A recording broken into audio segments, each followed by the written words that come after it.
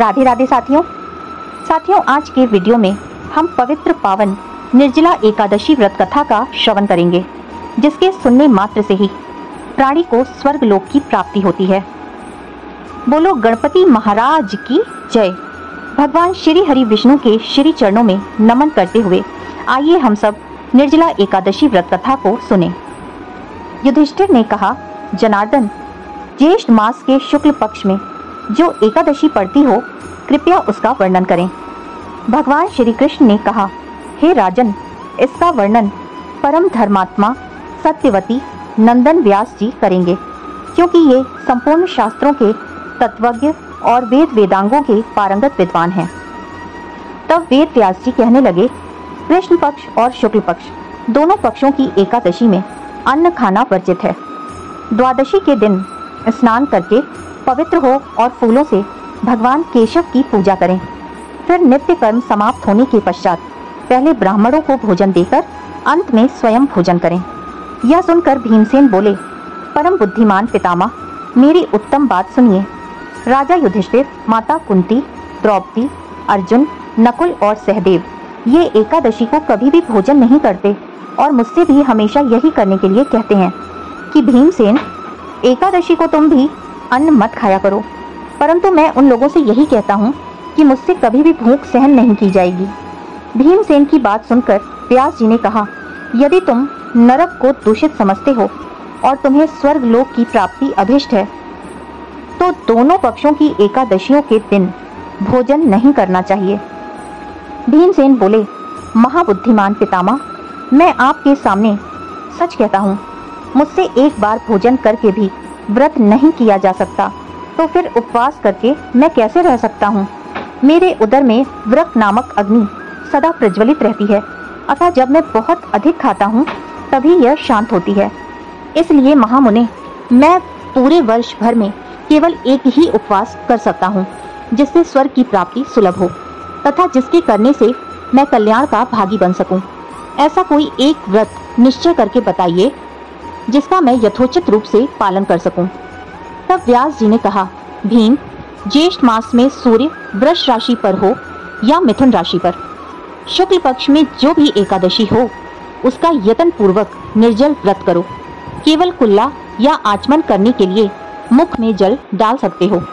उसको छोड़कर किसी भी प्रकार का जल विद्वान पुरुष मुख में न डालें, अन्यथा व्रत भंग हो जाता है। एकादशी को सूर्योदय से लेकर दूसरे दिन के सूर्योदय तक मनुष्य जल का त्याग करे तो यह व्रत पूर्ण होता है।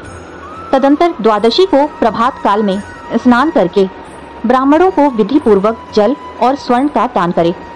इस प्रकार सब कार्य पूरा करके जितेंद्रिय पुरुष ब्राह्मणों के साथ भोजन करें। वर्ष भर में जितनी एकादशियां होती हैं, उन सब का फल निर्जला एकादशी के पालन मात्र से मनुष्य प्राप्त कर लेता है, इसमें तनिक भी संदेह नहीं है। शंख, चक्र और गदा धारण करने वाले भगवान केशव ने मुझसे कहा था कि यदि मानव सबको छोड़कर एकमात्र मेरी शरण में आ जाए और एकादशी को निराहार रहे तो वह सब पापों से छूट जाता है। एकादशी व्रत करने वाले पुरुष के पास विशालकाय, विकराल आकृति और काले रंग वाले दंडपाशधारी भयंकर यमदूत नहीं जाते। अंतकाल में पीतांबरधारी सौम्य स्वभाव वाले, हाथ में सुदर्शन धारण करने वाले और मन के समान वेगशाली विष्णु दूत आखिर इस वैष्णव पुरुष को भगवान विष्णु के धाम में ले जाते हैं। अतः निर्जला एकादशी को पूर्ण यत्न करके उपवास और श्री हरि का पूजन करो। स्त्री हो या पुरुष, यदि उसने मेरु पर्वत के बराबर भी महान पाप किए हों तो वह सब इस एकादशी व्रत के प्रभाव से भस्म हो जाता है। जो मनुष्य उस दिन जल के नियम का पालन करता है वह पुण्य का भागी होता है। उसे एक एक प्रहर में कोटि कोटि स्वर्ण मुद्रा दान करने का फल प्राप्त होता सुना गया है। मनुष्य निर्जला एकादशी के दिन स्नान, दान, जप, होम आदि जो कुछ भी करता है वह सब अक्षय होता है। यह सब भगवान श्री कृष्ण का कथन है। निर्जला एकादशी को विधि पूर्वक उत्तम रीति से उपवास करके मानव वैष्णव पद को प्राप्त कर लेता है। जो मनुष्य एकादशी के दिन अन्न खाता है वह पाप का भोजन करता है। इस लोक में वो चांडाल के समान है और मरने पर दुर्गति को प्राप्त होता है। जो ज्येष्ठ के शुक्ल पक्ष में एकादशी को उपवास करके दान करेंगे वे परम पद को प्राप्त होंगे। जिन्होंने एकादशी को उपवास किया है वो ब्रह्म हत्यारे, शराबी, चोर तथा गुरुद्रोही होने पर भी सब पातकों से मुक्त हो जाते हैं। कुंती नंदन, निर्जला एकादशी के दिन श्रद्धालु स्त्री पुरुषों के लिए जो विशेष दान और कर्तव्य विहित हैं उन्हें भी सुनो। उस दिन जल में शयन करने वाले भगवान विष्णु का पूजन और जलमयी धेनु का दान करना चाहिए अथवा प्रत्यक्ष धेनु या घृतमयी धेनु का दान उचित है। पर्याप्त दक्षिणा और भांति भांति के मिष्ठानों द्वारा यत्न पूर्वक ब्राह्मणों को संतुष्ट करना चाहिए। ऐसा करने से ब्राह्मण अवश्य संतुष्ट होते हैं और उनके संतुष्ट होने पर श्री हरि मोक्ष प्रदान करते हैं। जिन्होंने शम, दम और दान में प्रवृत्त हो श्री हरि की पूजा और रात्रि में जागरण करते हुए इस निर्जला एकादशी का व्रत किया है, उन्होंने अपने साथ ही बीती हुई 100 पीढ़ियों को और आने वाली 100 पीढ़ियों को भगवान वासुदेव के परम धाम पहुंचा दिया है। निर्जला एकादशी के दिन अन्न, वस्त्र, गौ, जल, शैया, सुंदर आसन, कमंडलू तथा छाता दान करना चाहिए। जो श्रेष्ठ तथा सुपात्र ब्राह्मण को जूता प्रदान करता है वह सोने के विमान पर बैठकर स्वर्ग लोक में प्रतिष्ठित होता है।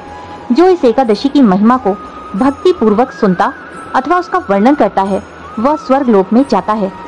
चतुर्दशी युक्त अमावस्या को सूर्य ग्रहण के समय श्राद्ध करके मनुष्य जिस फल को प्राप्त करता है वही फल इसके श्रवण से भी प्राप्त होता है।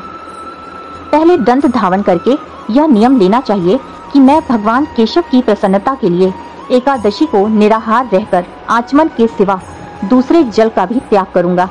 द्वादशी को देवेश्वर भगवान विष्णु का पूजन करना चाहिए। गंध, धूप, पुष्प और सुंदर वस्त्र से विधि पूर्वक पूजन करके जल के घड़े का दान का संकल्प करते हुए निम्नलिखित मंत्र का उच्चारण करें। संसार सागर से तारने वाले हे देव ऋषिकेश, इस जल के घड़े का दान करने से आप मुझे परम गति की प्राप्ति करवाइए। भीमसेन, ज्येष्ठ मास में शुक्ल पक्ष की जो शुभ एकादशी होती है उसका निर्जल व्रत करना चाहिए। उस दिन श्रेष्ठ ब्राह्मणों को शक्कर के साथ जल के घड़े का दान करना चाहिए। ऐसा करने से मनुष्य भगवान विष्णु के समीप पहुंचकर आनंद का अनुभव करता है। तत्पश्चात द्वादशी को ब्राह्मण भोजन कराने के बाद स्वयं भोजन करें। जो इस प्रकार पूर्ण रूप से इस पाप नाशनी एकादशी का व्रत करता है वह सब पापों से मुक्त हो आनंदमय पद को प्राप्त होता है। यह सुनकर भीमसेन ने भी इस शुभ एकादशी का व्रत आरंभ कर दिया। तब से यह लोक में पांडव द्वादशी के नाम से विख्यात हुई। ज्येष्ठ शुक्ल पक्ष एकादशी के ही दिन भगवान श्री कृष्ण ने देवी रुक्मणी का हरण किया था, अतः यह एकादशी रुक्मणी हरण एकादशी के नाम से भी जानी जाती है। निर्जला एकादशी व्रत कथा संपूर्णम।